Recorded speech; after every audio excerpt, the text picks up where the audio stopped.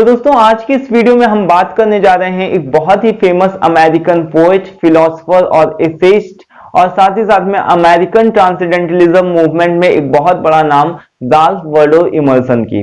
दोस्तों Ralph Waldo immersion के बारे में आई होप कि आप पहले से जानते भी होंगे, इनके नाम को आपने सुना होगा और अगर नहीं जानते तो ये वीडियो आपके लिए ही है। फिलहाल राल्फ वाल्डो इमर्सन को दोस्तों सेज ऑफ कॉन्कॉर्ड के नाम से भी जाना जाता था और ये इनको निकनेम क्यों दिया गया, इस नेम के पीछे का मतलब क्या है, सेज ऑफ कॉन्कॉर्ड का मतलब क्या होता है, इसको अभी हम लोग आगे डिस्कस करेंगे। तो फिलहाल इनके एक बहुत ही फेमस वर्क सेल्फ रिलायंस को भी आगे आने वाली नेक्स्ट वीडियो में हम लोग डिस्कस करने जा रहे हैं और एक बहुत ही फेमस एसे द ओवरसोल को भी हम लोग पुरानी कुछ एक वीडियोस में डिस्कस कर चुके हैं, जिसका लिंक आप लोगों को डिस्क्रिप्शन बॉक्स में मिल जाएगा।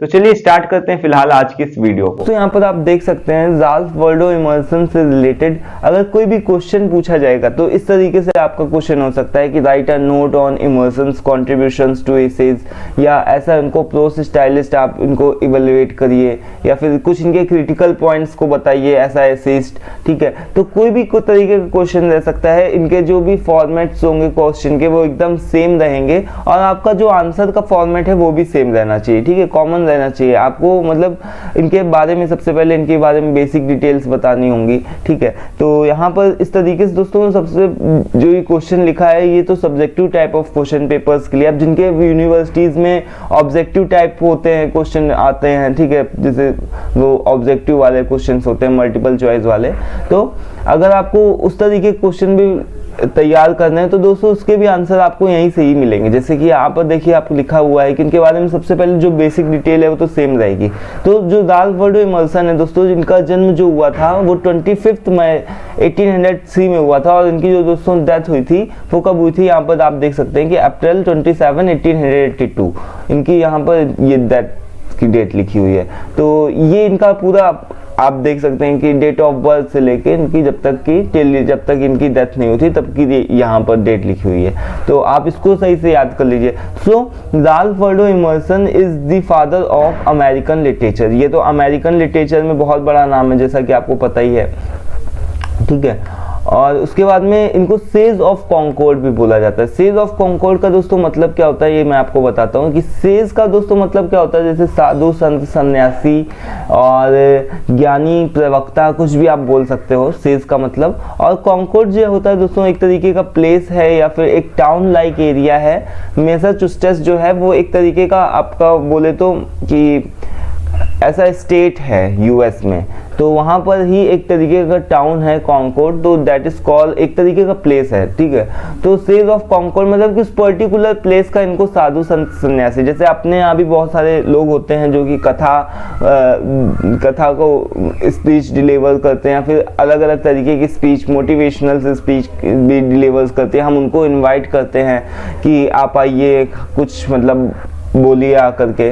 तो उसी तरीके से दोस्तों ये भी थे, सेज ऑफ कॉन्कॉर्ड थे, मतलब कि वहाँ की ज्ञानी व्यक्तियों में से एक थे और इनको जगह जगह पर इनवाइट किया जाता था इमर्सन को, राल्फ वाल्डो इमर्सन को, कि आप आइए अपनी कुछ स्पीचेस को डिलीवर्स करिए।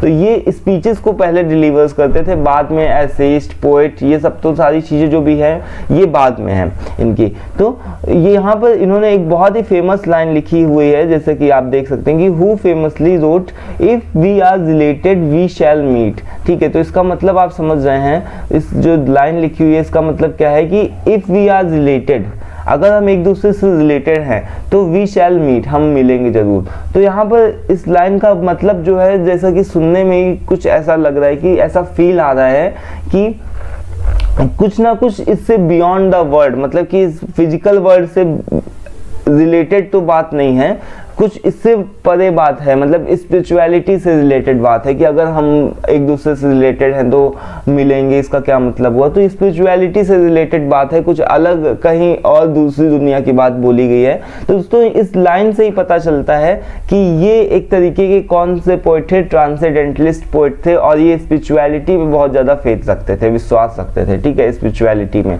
तो he was an American essayist. Essayist तो दोस्तों जो थे वो बाद में थे, लेक्चरर फर्स्ट थे, जैसा कि मैंने आपको बताया कि लेक्चर्स पहले डिलीवर्स करते थे, बाद में ये एसेज जो भी लेक्चर्स डिलीवर करते थे उनके बाद में कॉपीज वगैरह को कॉपी पेस्ट करके लोग उनके एसेज उनको एसेज को पब्लिश करवा दिया करते थे। तो वो एसेइस्ट बाद में थे, लेक्चरर फर्स्ट थे, ठीक है, फिलोसफर थे। और यहाँ पर दोस्तों एक और भी वर्ड लिखा हुआ है एबोलिशनिस्ट। सो एबोलिशनिस्ट का दोस्तों मतलब क्या होता है ये मैं आपको बताता हूँ, ये मे भी आपके लिए नया वर्ड होगा। तो इसका मतलब दोस्तों होता है दास प्रथा का विरोधी। मतलब कि एबोलिशनिस्ट का मतलब होता है कि जो दास प्रथा चली आ रही, जैसे निम्न वर्ग के लोगों को के ऊपर जो भी अत्याचार किया जा रहा है या फिर उनके साथ सही ट्रीट नहीं किया जा रहा है, ठीक है, तो दैट इज कॉल्ड एबोलिशनिस्ट। तो उनको दास प्रथा का विरोधी भी बोला गया है यहाँ पर। And poet who led the transcendentalist. अब दोस्तों ट्रांसेंडेंटलिस्ट का मतलब आपको पता होना चाहिए, कई एक बार मैं आप लोगों को अलग अलग वीडियोस में बता चुका हूँ, कई बार ये वर्ड रिपीट हुआ है। तो ट्रांसेंडेंटलिस्ट का मतलब ऐसा कुछ होता है कि हम अपने ऊपर ज़्यादा थिंकिंग करें, हम अपने दिल की बात को, हम अपने मन की बात को पहले सुने, दूसरों को फॉलो करने के बजाय, ठीक है। तो यही ट्रांसेंडेंटलिस्ट का मतलब होता है, ठीक है। तो ट्रांसेंडेंटलिस्ट का मतलब क्या होता है कि एक तो स्पिरिचुअलिटी में विश्वास करना, इंडिविजुअल जो हम अपने में खुद में जी रहे हैं, इंडिविजुअल तरीके से हम अपने थॉट को, हम अपने मन की आवाज को पहले प्रेफरेंस देंगे, औरों की बात को पहले फॉलो करने के बजाय हम अपनी मन की बात को पहले प्रेफरेंस देंगे, ठीक है। तो that is called something transcendentalist. मतलब कि इसको आत्मावाद से रिलेटेड ही कुछ माना जाता है, ठीक है। तो मूवमेंट जो था कि इन्होंने 19th सेंचुरी में दोस्तों लीड किया था, तो ये एक तरीके के लीडर भी माने जाते हैं ट्रांसेंडेंटलिस्ट पोइट के। तो कभी भी अगर इस तरीके का क्वेश्चन आता है कि कौन लीडर है ट्रांसेंडेंटलिस्ट का मूवमेंट, किसने 19th सेंचुरी में फ्लो किया, तो वहां पर आप इनका नाम लिख सकते हैं, राल्फ वाल्डो इमर्सन से रिलेटेड, ठीक है। तो मे भी वीडियो थोड़ा सा लॉन्ग चला जाए, लेकिन एक एक पॉइंट आपको समझ में आना चाहिए। तो यहाँ पर लिखा है कि he was seen as a champion of individualism. Individual का अभी मैंने एक वर्ड लिया था ना, इंडिविजुअल का मतलब होता है कि एक व्यक्ति, ठीक है, और सोसाइटी, अगर हम पूरे समूह की बात करें तो उसको हम सोसाइटी बोल सकते हैं या फिर एक तरीके का ग्रुप बोल सकते हैं। तो इंडिविजुअल, जैसे कि कभी कदार होता है कि हम खुद में से खुद की बातें करते हैं, ठीक है, खुद में क्वेश्चन आंसर्स करते हैं कि करना चाहिए कोई चीज को भी या नहीं करना चाहिए, तो दैट इज कॉल्ड हम इंडिविजुअल हैं, अपने में खुद से बातें कर रहे हैं, अकेले हैं, ठीक है। तो चैंपियन ऑफ इंडिविजुअलिज्म मतलब कि इनको चैंपियन ऐसा माना जाता है कि इन्होंने बहुत सारे, जैसे कि अपनी बात को पहले रखते थे, ठीक है, जो इनके मन में आया उस चीज को ये पहले रखते थे, और ये हमेशा स्पीचेस में कई बार इन्होंने इस चीज को बताया भी। आगे हम लोग इनके ऐसे को सेल्फ रिलायंस को भी पढ़ेंगे, तो उसमें भी हम ये चीज देखेंगे इन्होंने इंडिविजुअलिज्म पर ज्यादातर अधिकतर फोकस किया है कि हमको अपनी पहले बात माननी चाहिए, ठीक है, और नॉन कंफर्मिटी जो एक होती है तो उसके ऊपर भी ज्यादा फोकस किया। तो फिलहाल अब जब वो ऐसे को पढ़ेंगे तब उसके बारे में बाद में बात करेंगे। अभी देखिए इसके आगे और क्या लिखा हुआ है इसके बारे में आगे, वेट अ मिनट। तो यहाँ पर आप देख सकते हैं कि अब इनके बारे में यहाँ पर दोस्तों एक छोटी सी शॉर्ट सी बायोग्राफी लिखी हुई है, क्योंकि किसी भी तरीके का क्वेश्चन पेपर आता है तो इनके बारे में थोड़ा सा तो बताना, बेसिक बारे में बताना कि बनता ही है कि ये कहाँ पर इनका जन्म हुआ था। तो ये आपको तो पता हो गया कि इनकी डेट ऑफ बर्थ कब थी और इनकी डेथ कब हुई थी, ये तो पता ही है। और बॉर्न इन बोस्टन मैसाचुसेट्स, जैसा मैंने बताया कि ये क्या है, ये एक तरीके का स्टेट है यूएस में। तो इनकी जो मदर का नाम था वो क्या था, रूथ हस्किंग, और जो इनके फादर का नाम था वो क्या था, रेवरेंड विलियम इमर्सन। तो इनके फादर और मदर का नाम भी आपको ध्यान रखना है, जो कि इनके फादर क्या थे दोस्तों, यूनिटेरियन क्लर्जीमैन थे। यूनिटेरियन क्लर्जीमैन का दोस्तों मतलब होता है, यूनिटेरियन का जो मतलब होता है वो तो होता है एक देववादी, मतलब कि एक देवता में जो विश्वास रखता हो, दैट इज कॉल्ड समथिंग, मतलब कि यूनिटेरियन। और क्लर्जीमैन का दोस्तों मतलब होता है कि जो पादरी होते हैं, जो चर्चेस वगैरह में ब्लैक कलर का गाउन वगैरह पहन करके कुछ मतलब स्पीच को डिलीवर्स करते हैं, तो उस तरीके के क्लर्जीमैन उसको बोल सकते हैं, ठीक है। तो यहाँ पर देखिए कि Emerson's father died from the stomach cancer. अब इनकी जो फादर थे उनकी बहुत ही अर्ली एज में डेथ हो गई थी, जब ये अप्रोक्स 8 to 9 years ओल्ड के रहे होंगे। और यहाँ पर लिखा भी हुआ है 12th जब इनके फादर की डेथ हुई थी, वो भी डेट लिखी हुई है, मेंशन करा हुआ है कि 1811 में इनके फादर की डेथ हो गई थी, किससे, स्टोमक कैंसर से। तो यहाँ पर देखिए इनका जन्म कब हुआ था, 1803 में, और उनके पिताजी की मृत्यु कब हो गई थी, 1811 में, ठीक है। तो आप अंदाज़ा लगा सकते हैं कि 8-9 साल के रहे होंगे, 10-11 साल के रहे होंगे। तो अभी इनके पिताजी की मृत्यु हो गई और उसके बाद में इनका जो पालन पोषण है उनकी मदर ने, और एक और भी बहुत जो इम्पोर्टेंट रोल प्ले करती है एक और भी दूसरी वुमेन जो कि इनकी आंट कहलाती हैं, ठीक है, जो जिनका नाम है दोस्तों मैरी मूडी इमर्सन। तो इन्होंने दोस्तों इन दोनों लोगों ने मिल करके, इनकी माँ ने और इनकी आंट मैरी मूडी इमर्सन ने, दोनों लोगों ने मिल करके इनका पालन पोषण किया। He attended the Boston Latin school. बहुत ही शॉर्ट में इसको, इनके बायोग्राफी को मैंने यहाँ पर बताया है कि उन्होंने लैटिन स्कूल बोस्टन, जहाँ पर मतलब कि अपने नेटिव स्कूल में ही गए जहाँ पर इनका जन्म हुआ था, वहीं के आसपास पड़ोस में पढ़ने के लिए इनका स्टार्टिंग की प्रारंभिक शिक्षा हुई। उसके बाद में हार्वर्ड यूनिवर्सिटी से इन्होंने अपने ग्रेजुएशंस वगैरह कंप्लीट किए। इन 1829 he married to Elon Luisa, यहाँ पर लिखा हुआ है लुइजा, ठीक है, एलन लुइजा टकर। तो यहाँ पर इसको प्रोनाउंसिएशन देख लीजिएगा, एलन लुइजा टकर, लुइजा ही है वैसे, ठीक है, लुइजा। सो एलन लुइजा टकर से इनकी पहली मैरिज हुई, जो कि बहुत ही, इनकी भी दोस्तों डेथ हो गई थी, ठीक है, बहुत ही जल्दी ट्यूबरकुलोसिस। ट्यूबरकुलोसिस का मतलब होता है क्षय रोग से पीड़ित होकर के इनकी बहुत जल्दी मृत्यु हो गई थी, इनकी पहली पत्नी की, ठीक है, 1831 में। तो देखिए 1829 में तो इनकी शादी हुई, 1831 में इनकी पहली जो वाइफ थी वो तो चली गई, ठीक है। उसके बाद में इनकी जो मैरिज हुई थी वो अगेन फिर से इन्होंने अपनी एक सेकंड मैरिज कर ली थी, जिसका नाम था इनकी सेकंड वाइफ का लिडिया जैक्सन, ठीक है। और यहाँ पर लिखा हुआ है कि इनको यहाँ पर अप्रैल 21 को 1882 को इनको देखा गया था कि found to be suffering from pneumonia. तो इनको इस चीज से देखा गया कि इनको निमोनिया हो गया है। कब हुआ? 21 अप्रैल 1882 को। उसके बाद में 6 दिनों के बाद में इनकी दोस्तों मृत्यु हो गई, ठीक है, यहाँ पर लिखा हुआ 6 डेज लेटर। तो 6 डेज का मतलब कि अप्रैल 27 को इनकी दोस्तों 1882 को इनकी डेथ हो गई थी।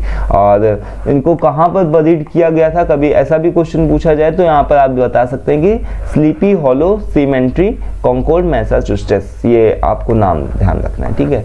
तो आई होप कि इतना आपको सब चीजें क्लियर हो गई होंगी। और जो भी सारे से objective type of questions put up हो रहे हैं, तो ये सारी चीजें आपको, बस ये सारी चीजों को अच्छे से पढ़ लेना है, सारी चीजें क्लियर हो जाएंगी, ठीक है। अभी हम लोग आगे चलते हैं। तो यहाँ पर आप देख सकते हैं कि जो इमर्सन है wrote most of his important essays as lectures first। जैसे कि मैंने आपको बताया पहले ही कि इन्होंने बहुत सारे एसेज को लिखा है, और वो एसेज नहीं है, एक्चुअली में लेक्चर्स पहले हैं। तो बाद में तो उनको एसेज बना दिया गया, उनको पब्लिश करवा दिया गया, उनकी स्पीचेस को, लेक्चर्स को पब्लिश करवाया गया, तब वो एसेज के फॉर्म में ऐसा हमारे सामने आए हैं। तो हम उनको पढ़ सकते हैं, देख सकते हैं।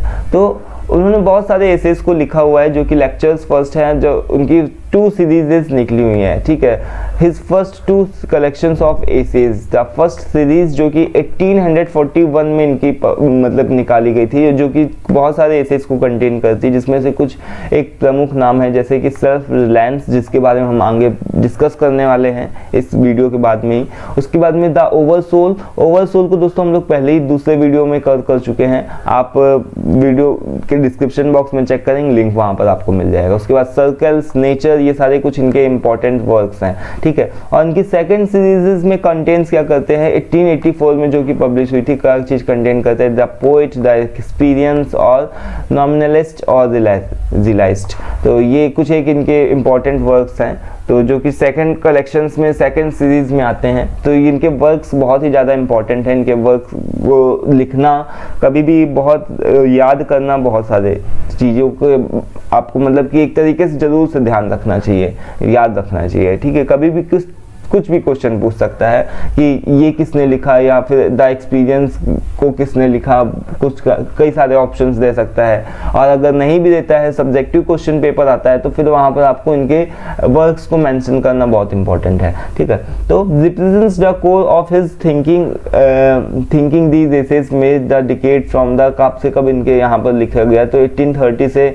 1840 के बीच में यहाँ पर लिखा गया है, ठीक है। तो Emerson met Henry David Thoreau. अब देखिए हेनरी डेविड थॉरो के बारे में हम लोग पहले ही ऑलरेडी डिस्कस कर चुके हैं, इनके एक एसे को भी डिस्कस कर चुके हैं, सिविल डिसोबीडियंस को, ठीक है, इनके बारे में, और इनके एसे सिविल डिसोबीडियंस को भी डिस्कस कर चुके हैं। तो हेनरी डेविड थॉरो जो कि दोस्तों क्या है, एक तरीके के एसेइस्ट हैं और नेचर से रिलेटेड ये बातों को बताते हैं। तो इनके बारे में दोस्तों हम लोग पहले ही डिस्कस कर चुके हैं। और ये जो राल्फ वाल्डो इमर्सन थे और हेनरी डेविड थॉरो, ये दोनों आपस में एक बहुत ही अच्छे, बहुत ही क्लोज फ्रेंड थे। और उस टाइम दोस्तों कम्युनिकेशन बहुत ही ज़्यादा स्ट्रांग नहीं था, दैट्स वाई दोस्तों ये लोग मिल नहीं पाते थे, लेकिन नहीं तो काफ़ी और भी ज़्यादा अच्छे वर्क्स हमको देखने को मिलते। तो फिलहाल जो हेनरी डेविड थॉरो हैं, ये इनके एक तरीके से शिष्य भी थे या फिर अनुयायी बोल सकते हैं। तो who became his disciple and friend. Disciple मतलब कि इनको मानने वाले, इनको फॉलो करने वाले, ठीक है, और इनके फ्रेंड भी थे एज वेल एज। तो अमंग एमर्सन्स लेटर वर्क्स इंक्लूड, एक इनका वर्क आता है दोस्तों सोसाइटी एंड सॉलिट्यूड। तो इस वर्क की वजह से दोस्तों इनको है ना सेज ऑफ कॉन्कॉर्ड बोला जाता है। अब सेज ऑफ कॉन्कॉर्ड क्यों बोला जाता है, मैंने आपको पहले ही बता दिया इसका मतलब क्या है, कि सेज क्या है, संत है, ज्ञानी है, और कॉन्कॉर्ड क्या है, एक प्लेस का नाम है। तो इस वर्क की वजह से इनको ज्ञानी व्यक्ति बोला जाता है, ठीक है। सेज ऑफ कॉन्कॉर्ड की इनको उपाधि दी गई इस वर्क की वजह से, ठीक है। और इसके साथ ही साथ में इन्होंने बहुत सारे चीजों को मतलब दास प्रथा का विरोध किया था, तो इस वजह से भी इनको सेज ऑफ कॉन्कॉर्ड बोला जाता है। ये पॉइंट आपको ध्यान में रखना है। और By that time, Emerson becomes known as the Sage of Concord for his insightful का दोस्तों क्या मतलब होता है कि बहुत सारे इन्होंने व्यवहारिक एसेज दिए और ब्रिलियंट वर्क को दिया, तो दैट इज वाई इनको सेज ऑफ कॉन्कॉर्ड बोला जाता है। अभी देखिए आगे भी कुछ लिखा हुआ है, यहाँ पर देख सकते हैं आप।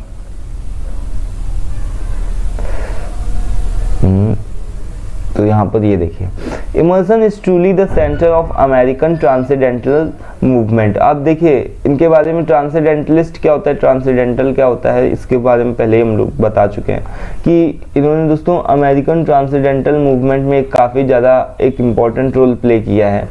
और his career began however with a short book. इनका जो करियर है वो कहाँ से स्टार्ट हुआ दोस्तों, नेचर नाम की बुक से स्टार्ट हुआ, जो कि पब्लिश कब हुई थी, 1836 में पब्लिश हुई थी। और Emerson was a highly educated American lecturer and essayist. ये काफ़ी ज़्यादा अमेरिका के एक लेक्चर्स थे, एसेइस्ट थे, ये सारी चीज़ें पहले हम लोग डिस्कस कर चुके हैं। थोड़ा सा इसको लेंथी करने के लिए बस क्या है कि जब सब्जेक्टिव पेपर आता है तो उसकी लेंथ बढ़ानी होती है, तो कई बार हमको वही वर्ड थोड़ा एक दो बार रिपीट करना होता है, ठीक है। तो many of his most important ideas were often presents first as lectures then published as essays. तो उनके बहुत सारे जो भी वर्क्स हैं वो पहले तो लेक्चर्स थे, बाद में एसेज के फॉर्म में उनको डिलीवर्स किया गया। तो ये हो गया, ठीक है। अब इसके बाद में एक और भी दोस्तों एक कोट है इनकी, यहाँ पर लिखा हुआ है, to believe your own thought, to believe that what is true for you in your private heart is true for all man, that is genius. तो ये एक इनकी कोट है जो कि ब्लू कलर से हाईलाइटेड है, तो आप इसको देख सकते हैं। इसका मतलब क्या होता है दोस्तों, ये भी समझ लेते हैं, जो कि सेल्फ रिलायंस से लिया गया है। जब हम लोग इस ऐसे को कर करेंगे तो ये चीज आएगा, ठीक है। तो अपनी थॉट्स को, इसका भी मतलब वही है कि अपने थॉट्स को पहले प्राथमिकता देना है। To believe your own thought, अपने थॉट में क्या करना है, अपनी थॉट्स को, अपनी थिंकिंग पावर को स्ट्रांग रखना है, उसको बिलीव मतलब कि उस पर ज़्यादातर फोकस करना, उसमें बिलीव करना, उसमें भरोसा रखना है, ठीक है। To believe that what is true for you, सबसे पहले आपको ये जज करना होगा कि आपके लिए क्या सही है क्या गलत है, ठीक है। और अगर वो आपके लिए सही है जो आपके मन बोल रहा है, अगर आप उस चीज को फॉलो करते हो तो वो सभी लोगों के लिए सही होगा, जो कि आपके प्राइवेट हार्ट में है वो सभी लोगों के लिए सही होगा, दैट इज जीनियस। तो वही एक तरीके के जीनियस इंसान का रहस्य है, कुछ भी आप बोल सकते हो। तो ये सेल्फ रिलायंस से इसका ये लिया गया कोट, तो ये हो गया। अभी देखते हैं एक इनका और भी एक इम्पॉर्टेंट चीज़ बाकी रह गई है, जो कि यहाँ पर लिखा हुआ है कि इनके बारे में थोड़ा सा ट्रांसेंडेंटलिस्ट के बारे में इनका देख लेते हैं क्या है। तो देख सकते हैं, Ralph Waldo Emerson was a founder of transcendentalism and he left a great impression on literature, so his essays, poems and speeches. उन्होंने बहुत सारी चीज़ों में अपने ग्रेट इंप्रेशंस दिया है, ठीक है। Emerson defines of transcendentalism can be summarised into one word, that is idealism. Idealism का दोस्तों मतलब क्या होता है, आदर्शवाद, ठीक है। आइडियलिज्म का मतलब होता है कि आदर्शवाद। ट्रांसेंडेंटलिज्म का पहले ही हम लोग मतलब समझ चुके हैं कि क्या होता है, कि खुद में ही अपने मन में ही विश्वास रखना और अपने मन की पहले बात को मानना, तो दैट इज कॉल्ड ट्रांसेंडेंटलिज्म। और आत्मावाद पर विश्वास करना और आदर्शवाद, यहाँ पर लिखा हो कि इसको हम एक वर्ड में समराइज कर सकते हैं, आइडियलिज्म। ठीक है, to other main transcendentalist are, हम देखते हैं कि बहुत सारे ट्रांसेंडेंटलिस्ट के नाम, हम अगर ट्रांसेंडेंटलिस्ट वर्ड नाम अगर आता है तो हमारे दिमाग में बहुत सारे वर्ड्स, बहुत सारे पोइट्स के नाम आते हैं, जैसे कि Henry David Thoreau, Walt Whitman, Margaret Fuller, इन सभी के नाम आते हैं हमारे दिमाग में। बट दोस्तों जो एक्चुअल नाम है, जिस एक्चुअल लीडर है, जो सबसे पहले जिसने ट्रांसेंडेंटलिस्ट का दोस्तों क्या किया था, एक तरीके से बोले तो सबसे पहले लेकर के आए थे उस मूवमेंट को, तो वो दोस्तों राल्फ वाल्डो इमर्सन ही है। ठीक है, not with any other poet, ये किसी से रिलेटेड नहीं है, राल्फ वाल्डो इमर्सन से सबसे पहले रिलेटेड इसको किया जाता है। ठीक है, और इसके बाद में फिर यहाँ पर आप देख सकते हैं, और यहाँ पर दोस्तों मैं आप लोगों को एक और भी बात बता दूं कि जो यहाँ पर टेक्स्टेड एरिया है, ठीक है, जो भी टेक्स्ट है इसका पीडीएफ आपको फेसबुक ग्रुप में मिल जाएगा। ठीक है, सेम नाम से फेसबुक ग्रुप है, इंग्लिश टू टेक करके है। ठीक है, एक बार लिंक डिस्क्रिप्शन बॉक्स में मैं दे दूंगा, वहां पर से आप जाकर के जरूर चेक कर लीजिएगा। ठीक है, उस चीज को, उस लिंक पर जैसे क्लिक करेंगे वहां पर आपको फेसबुक ग्रुप का लिंक मिल जाएगा, वहां पर आपको पीडीएफ इसका प्रोवाइड हो जाएगा। ठीक है, तो अभी देखते हैं कि जो इनकी स्टाइल के बारे में अगर हम बात करें तो इनकी स्टाइल जो क्या है वो दोस्तों हाईली फिगरेटिव है। फिगरेटिव का दोस्तों क्या मतलब होता है कि बहुत सारी अलंकार का यूज हुआ है। अलंकारों का मतलब का क्या होता है, जैसे कि अलग अलग तरीके के अलंकार होते हैं, अलंकार पूर्ण इनकी जो है स्टाइल है। ठीक है, there can be no denying the fact that Emerson is one of the greatest prose stylist in English language. ठीक है, he has used a number of stylistic device, इन्होंने बहुत सारी स्टाइलिस्टिक डिवाइसेस का भी यूज किया है, जैसे कि figures of speeches. Figure of speech का क्या मतलब होता है दोस्तों, वही होता है अलंकार। और उसके बाद में एनालॉजी, एनालॉजी क्या होती है, एनालॉजी का मतलब दोस्तों वही होता है जो सिमिली होता है ना, एक तरीके से हमारे बहुत सारे अलंकार होते हैं, सिमिली, मेटाफर, तो उसी को हम लोग सिमिली बोल सकते हैं, उपमान, समानता देना। ठीक है, इपिग्राम्स, इपिग्राम्स का क्या मतलब होता है कि बहुत सारे इन्होंने चुटकुलों का भी, और रेटोरिकल का क्या मतलब होता है कि इन्होंने बहुत सारे अलंकार पूर्ण भी भाषा का शैली का यूज किया है एजेक्ट्रा। तो ये सारे कुछ एक डिवाइसेज हैं जो कि इनकी लैंग्वेज को बहुत ही ज्यादा अट्रैक्टिव बनाते हैं। When inspired similes and metaphors comes out, और जब रिक्वायर होता है, इंस्पायर होता है, रिक्वायर्ड होता है, तो सिमिलीज और मेटाफर्स के जो भी होता है अलंकार भरी लैंग्वेज जो भी होती है, अलंकार वाली लैंग्वेज होती है, वो कम्स आउट आती है उनके पेन्स के थ्रू।